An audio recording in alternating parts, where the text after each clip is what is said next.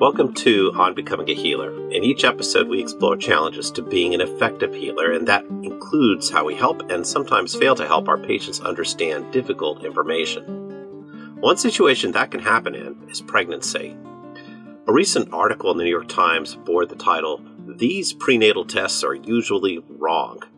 We want to use that story as a point of departure to understand how we can help our patients better. As usual, we have two co-hosts. I'm Stefan Kertes, here with Saul Wiener. Hi, Saul. Hi, Stefan. And crucially, we have a special guest, Rachel Campagna. Rachel is the lead prenatal genetic counselor at the University of Illinois at Chicago. Hello, Rachel, and welcome. Hello. Thanks so much for having me. To get us started, I thought we'd better make sure we understand what we're talking about before we get to the specific issues in the Times article. So some of us who are older and had our kids a while ago are aware of tests done before a baby's born that involve amniotic fluid sampling, like it's done in pregnancy. But we're looking at a different kind of test today, which is done in the blood. So can you just tell us what is non-invasive prenatal testing, which is the name of it? Why is it important? Yeah, so non-invasive prenatal testing, or NIPT, it's also called non-invasive prenatal screening, or NIPS, or NIPS, is a blood test. So it's a non-invasive test for us to be able to screen a pregnancy for things like Down syndrome, otherwise known as trisomy 21. It also can do trisomy 18, trisomy 13, which are both chromosomal conditions that are caused by extra copies of their specific chromosome. And then it can also look at the sex chromosomes, though most labs will admit that the sex chromosomes aren't necessarily as good as kind of the standard trisomy 21 or Down syndrome or 18 and 13. But they are just a screening test. So this isn't a yes or no. I always tell patients that this is going to sort you into a high-risk group or a low-risk group, not give you a yes or no.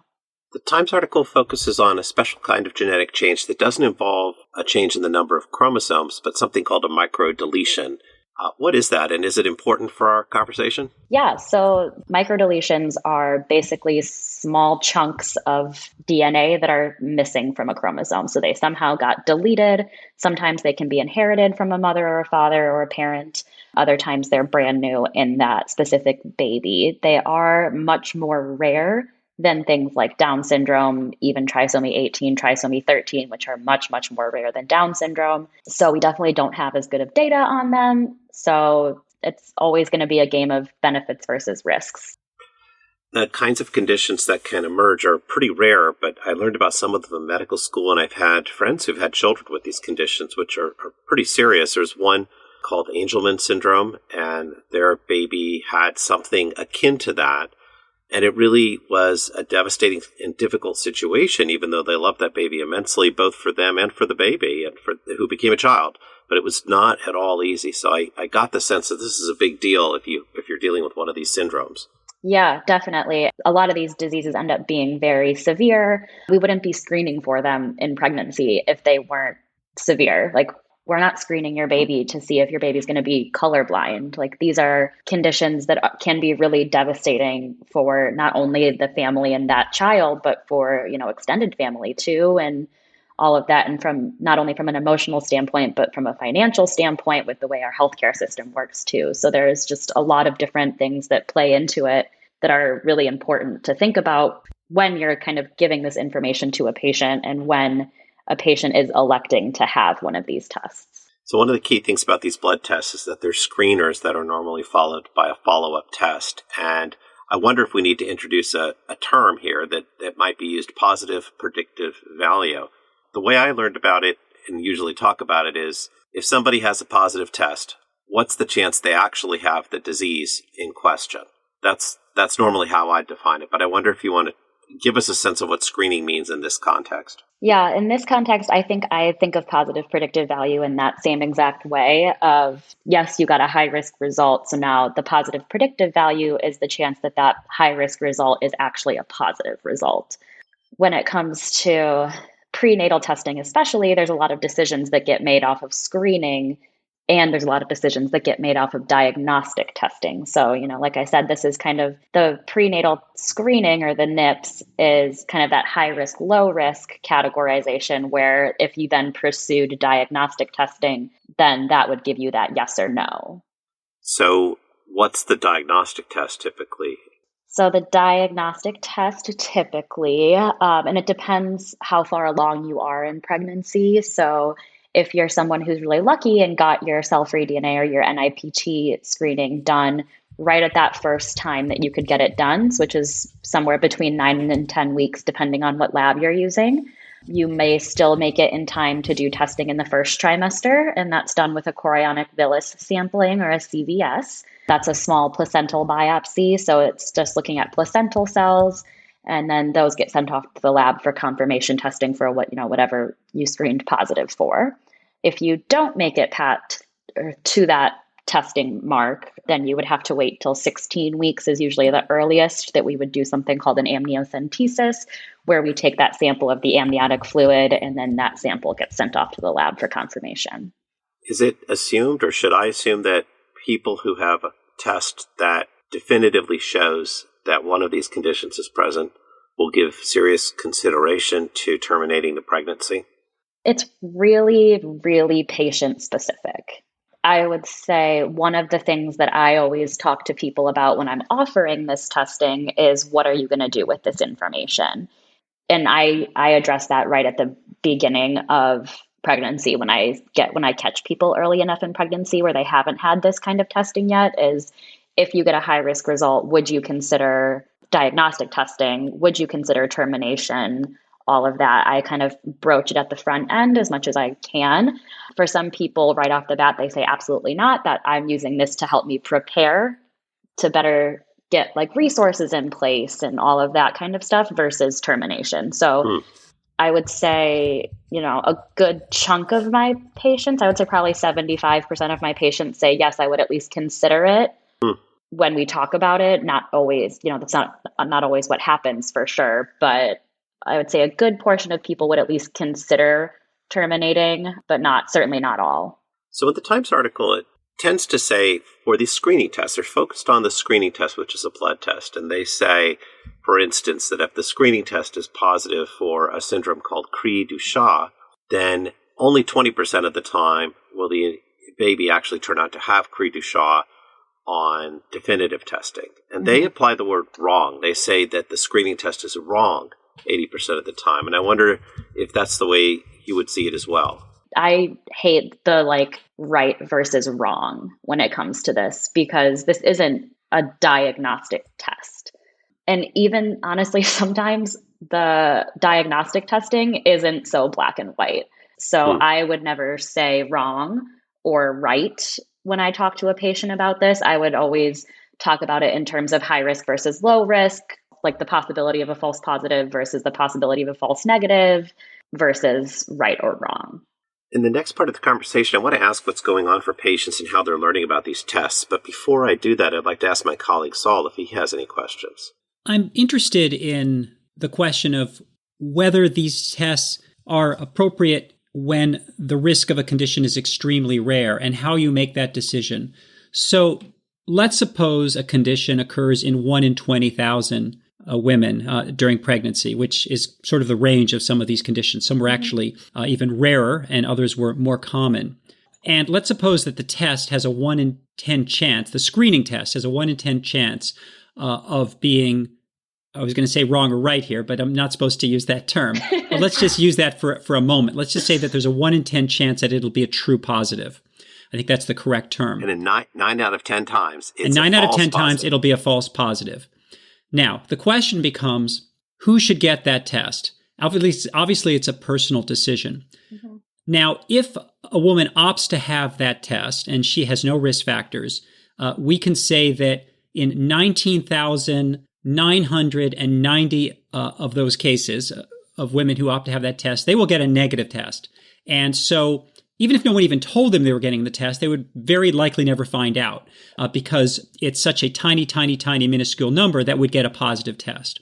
Now, if they happen to be in that tiny, tiny, tiny fraction that get a positive test, the 10 out of 20,000, now they have some important information, which is that there's a 1 in 10 chance that they have a child with a devastating condition. And they now have the opportunity to have a diagnostic test that is considered the gold standard. I think you made the point that it may not be perfect, but it's considered to be diagnostic. It's considered to be extremely reliable information. I'm talking about the amniocentesis or the chorionic villus sampling. So perhaps the way to think about this is not that this is a test that is wrong 90% of the time. I think the way to think about it is this is a test that can let you know if you are in a population that is at extremely high risk of having a condition, as a 1 in 10 chance of having a devastating condition in your child. And I think once you frame it that way, it starts to look like a pretty darn good test, right? And so the question becomes, who should say yes and who should say no to this test? If I were a pregnant woman, if I try to put myself into that situation, which of course is a big stretch, but if I try to imagine myself in that situation and somebody said to me, here's a test that you can have, and there's a 99.99% chance that it's going to be negative, okay? But if it's positive, it means you are in a population that has a 10% risk of having a really devastating condition for your child. Would you want to have that test? And if so, you'd have to have an invasive test to find out if you're in that group. I would take that opportunity pretty seriously. And so I guess I'm curious about what the expectations are in the field. I was looking online. I noticed that the society that specializes in maternal and fetal medicine, I think, had a statement recommending against universal testing of women. But I don't know if it was up to date. And I was kind of curious about where the thinking is on this and what your thinking is on this and how you communicate this information to families. I start with the guidelines that are given by the American College of Obstetrics and Gynecology, ACOG, SMFM, or the Society for Maternal Fetal Medicine, as well as ACMG, or the American College for Medical Genetics and Genomics, that's where we get all of our guidelines from. And then it really comes down to proper pre-test counseling, which is, why we have genetic counselors in the first place. The couple of times that I have ordered microdeletions is usually people who are late to prenatal care, and they come to UIC because they need, a second trimester ultrasound. And now we've got wonky ultrasound findings that don't necessarily fit with just Down syndrome or something like that. I'll at least offer them microdeletions because, hey, it may give us a needle to follow, but I don't just standardly offer it. And I don't think there are many genetic counselors out there that would standardly offer microdeletions. Well, one of the things that's crucial here is you're a clinical genetics counselor. Is that right? Mm-hmm. Yep. And so when you offer things, you're doing it in the context of a conversation. But when I read the article in the Times, it came to my view that it might be that patients are learning about their testing options through very non-traditional pathways. Some of the slogans that were portrayed in the article included pamphlets that would say, "For your peace of mind," which I have to imagine is a kind of advertising directed at the patient. And I realize I don't understand how women who are pregnant even hear about the opportunity to have these tests other than at the doctor's office. What is coming to them? How are they hearing about it? I think for the most part, it is coming from their doctor's office. It's often not getting marketed directly to patients. A lot of times it's getting marketed to the providers. And then, yes, all these labs do have patient-facing materials. So I will agree that sometimes I think the labs can be a little bit hyperbolic in their advertising on their patient-facing material. I do agree with the author of this New York Times piece of sometimes they're really, like I said, they're really hyperbolic and they're really over exaggerating kind of what they can give, or they're intentionally vague to make themselves sound better. So yeah, I mean, I think the challenge is that there is a lot of, I would say, possibly intentional misleading going on by these testing companies. And we know that also happens with pharmaceutical companies. With their lawyers and with their experts, they can produce material that is technically correct, but nevertheless misleading. Mm-hmm. And I think that the New York Times is much better intentioned, but I also felt that while what they said was technically correct, was also somewhat misleading. And to give you an example, compare these two statements.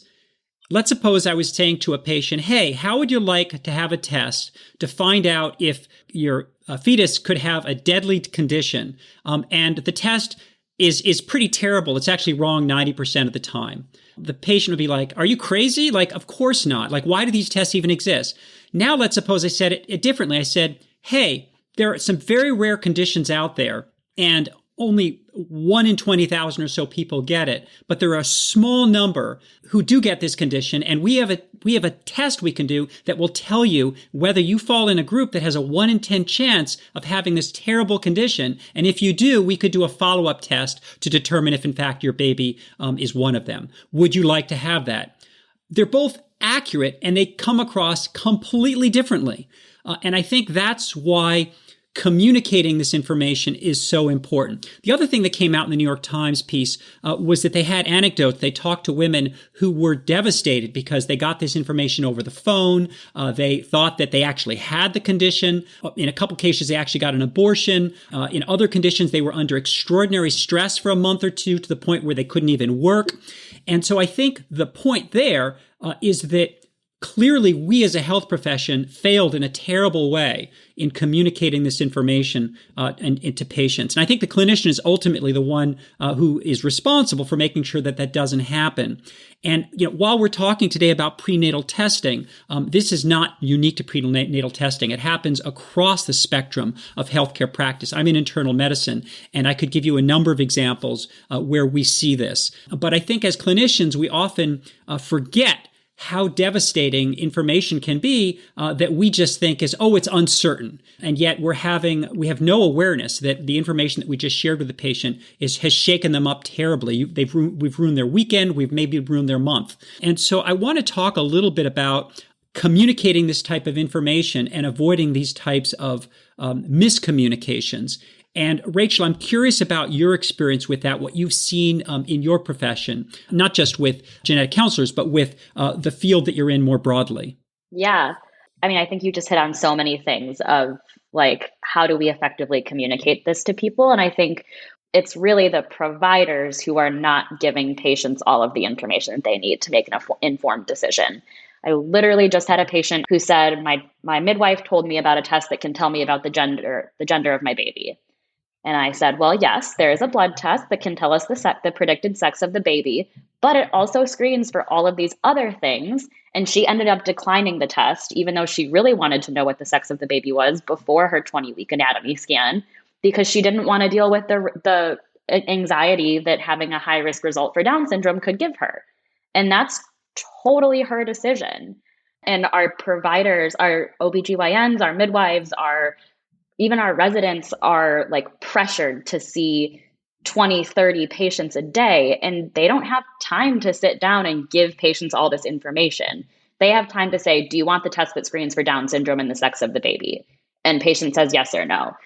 And then all of a sudden they screen positive for something that's not Down syndrome or a sex chromosome abnormality, which they probably didn't even know that was screening them for sex chromosome abnormalities either. And then I joke that I spend most of my day cleaning up after providers who didn't have the time because the healthcare system is pressuring them to put out as much possible revenue for the hospital system as possible. In a perfect world, I think, there would be access to genetic counselors everywhere, or, in a perfect world, I think we would be better at educating our providers about the nuances of talking about this kind of testing. Because it's never a yes or no. There's so many nuances. And I ultimately always leave it up to my patient that's sitting in front of me and not generalizing, well, this patient is like this, so this is probably what they're going to do. So I'm going to order it like this instead of like this. Like I always say, do you want to know the sex of the baby or not? No? Okay, we'll leave those off. Are you interested in screening for these smaller, more rare conditions? No? Okay, great. We'll leave those off too. And I work with the residents sometimes too. And I always tell them, like, give me what your 2-minute spiel would be to ask a patient if they want cell-free DNA. You have 2 minutes. Yeah, I was going to say, it's clear we've talked about some barriers to clinicians doing that. And Rachel, you've highlighted time as one barrier, but you've also suggested that with a little bit of thought, a clinician might be able to develop a 2-minute spiel on the risks, benefits of testing. And to back up Saul here, I can think of countless other situations in medical care where we often say words like, you're at high risk for blank. That could be overdose when I prescribed opioids, or high risk for prostate cancer, high risk for stroke. But we could put in literally 1 or 2 minutes to lay that out and flesh it out a little bit more so that the actual decision we make is anchored to something that makes a bit more sense. The more that we can, especially given, like I kind of said, the way our healthcare system works of just trying to see as many people in a day as possible, the more that you go home and like think about what your spiel is going to be, the faster you get at it, the better you get at it. And the more time you're able to then have that in your practice and like perfect it. And it's not going to be perfect every time, but like I have my 2-minute spiel that I give to patients every time about whatever kind of testing I'm offering them that day. I'm not an obstetrician gynecologist, and so I can't really comment on what has to happen during a typical visit, but I am an internist and a pediatrician. And one of the things I found, and I'm just going to talk about internal medicine here, is that most things can wait if there's something more important. So what I found is that a lot of times we're turned into these efficient task completers where we feel like we have to get through our checklist of stuff. I've got to talk about that colonoscopy and that mammogram and that flu shot and so forth. And we end up doing that, but not doing something that's much more important, which is turning our chair around and talking with the patient about something that could have a huge impact. And all the other stuff that's on my checklist can go out the window because it's not going to happen anyway, and it can wait until the next visit. And I think that if I'm in a practice setting where I'm being forced, quote unquote, forced to see a patient every 15 minutes so I can earn, $260,000 a year or whatever it is, maybe that is something I should be asking about in terms of my own professional values. Why is it that I'm accepting a practice environment where I'm being forced to see patients under such pressure that I am unable to do what I know is right for my patients? And obviously, the Faustian bargain, the bargain with the devil, is that I get paid a lot to do that. But if I'm willing to say, I ain't going to go down that path. I'm going to find me a job where maybe I'm paid a little bit less, but I have more time with patients and I can practice the way I want. And also, I'm not going to be just an efficient task completer. I'm going to be somebody who always thinks about what's the best way to spend this 15 minutes or this 20 minutes with this person. And maybe I'm not going to get to everything on my to-do list, and we can maybe do that at the next visit. Then I'm going to do that as well. The question, of course, is saying I don't have enough time an excuse? If you don't have enough time to do things that are really important, then maybe you shouldn't be seeing that many patients at a time. And I think that's really the fundamental question that comes to my mind. So I kind of want to step back and get thoughts from, let's start with you, Rachel, about that general kind of way of looking at this. I wish that our providers, whether they're at a public, like an academic institution or like, a university sponsored clinic or whatever, or if they're at whatever small community OB, I think it's very similar at both. I mean, as someone who's been to both a big university OBGYN as a patient and as someone who's been to, the small community OBGYN as a patient, I can see in my provider's face now that I am a provider and have that same face myself too, how strapped they are for time sometimes. And I don't know. I don't think that saying I don't have enough time is a good excuse, but it's the one that I hear the most often because our providers have 20 patients on their schedule for, a half day session for just an AM session and are expected to get through all those people in a semi-timely manner. And I don't necessarily, that's not a reflection on where I work. That's not a reflection on whatever OBGYN I've seen as a patient. It's truly just a reflection of our healthcare system that I think is very broken.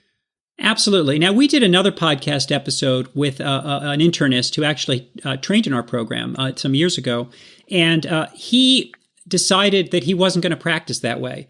He set up a solo practice, and he actually hires his own staff, and he has more time with patients. And so I guess what I'm saying is that, physicians are really lucky. They have a lot more flexibility over choosing their job. Not everyone in the world gets to set the parameters the way physicians potentially could. But this has sort of been something that we've seen with the people we've interviewed in this podcast, is that some do actually make that choice. They do earn less, but they're not facing the time pressures that most of us hear and talk about. It can be tricky, Saul, when you sign up to work for a large organization. And I'm not, and I see that choice point being very serious because If you don't, you then do need to take on tasks of providing your own infrastructure for the work that you do, like the individual we interviewed. And if you sign up for a large organization, then issues of time are negotiated across the organization and subject to various parameters that you can't control. We don't have a perfect way through that thicket in the course of this podcast, but I think that Rachel's points and your points still stand up helpfully. One is that it can be good to have thought out a few shorter lines that will help you explain a risk equation. It can be good to take 2 minutes and to defer certain other tasks to the next visit if you possibly can, to make sure that somebody understands a serious decision that could cause them a tremendous amount of stress and anguish or be of real benefit to them, like various forms of prenatal testing. And I think also Saul, your point is right, though, that there are still variations in how organizations handle our time, and we can move between them and or try to set up our own organization. But we can at least consider, is this the right place for me if I have no way to accomplish what I wish to accomplish with patients? Yeah, and I think what the New York Times article did highlight well is how devastating it can be when communication does not occur, when tests are ordered without consent, without discussion, and without people being informed. But at the same time, that's the thing that killed me about that same article, is that there is another actor who is making choices about their lives and their work, which is the clinician, whether they're a nurse practitioner or a physician, or they're working in concert with a counselor. And in that coverage that we saw, the story was between corporate marketers and patients who were subject to it. And the role of this other actor, who's so central to healthcare, was eliminated and erased. And yet, if we want to address the problem, we cannot simply have a conversation about corporate malfeasance and innocent patient victims. There are clinicians, and these are the clinicians we train and we work with and we influence. And it bothers me every time a story is told that erases from the equation some of the most important actors in the healthcare drama simply to make a story sell. Sorry, I had to rant. Yeah, no, actually, and I think, the irony of it is, I think the reason that healthcare professionals are paid the big bucks is because they are ultimately the ones who are supposed to be accountable, who are supposed to make sure that the patient is served well, who are able to filter what is being fed over social media, and who step up and make sure that the patient gets the right care, and that includes communication. And I think that's the point you're making, Stefan, and that's what was kind of missing from the New York Times article. I think the other thing that was missing from this New York Times article is the fact that there are people who had this test and liked it. It completely fails to mention all of these women and all of these people who were impacted by this test who've had an amazing experience because of it, who were able to make decisions based on effective communication, A, and B, a test that's actually really good at what it was designed to do, giving people their ability to say yes or no to a test and their ability to say yes or no to diagnostic testing, and then to make a decision based on that. The fact that we're not talking about the people who this test really helped in making those decisions, or, whether they decided to terminate a pregnancy or whether they were using the screening or the diagnostic testing to just help them prepare better to raise a child potentially with something like, whether it's Down syndrome or, Prader-Willi or one of these other things that's screened for on some of these microdeletion panels. I think we're doing a really big disservice to the genetics and prenatal industry as a whole to not talk about the people who had this test and didn't have a traumatic experience and have, the information that they wanted to make their pregnancy better. My take-home message from all of this, I think, is that for a company that's marketing a test, what they want to say is it's clear results. For a journalistic outlet that wants to get you to read, they want to tell you if the results are right or wrong.